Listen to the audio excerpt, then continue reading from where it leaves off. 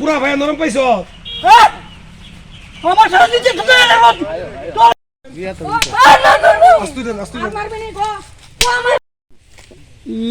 আমার ছেলে ওই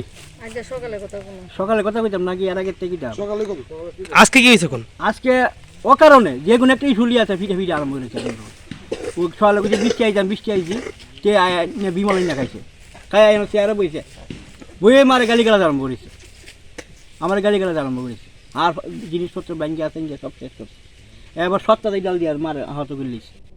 কি এরকম করে কে রে কেন ক্লিয়ার করে আমি জানি ক্লিয়ার করে এটা কিছু কোনা তো মনে কথা কিছু কোনা এখন নেশা টেশা করেনি নেশা না থাক আমি কই এত নেশা করে না করে কিন্তু ইয়াকা বিমল খা মদ খা মদ তো কইলাম আগে ওই বিড়ি নতুন করে ঠিকছে বিড়ি খাওয়া এরপর রক্ত করাই আনছি কোনো তা পাইছে না তারা কো না এমন নেশা না এটা মনে উন্নত হইব আপনারা মনের কথা জানতে চান না তার থেকে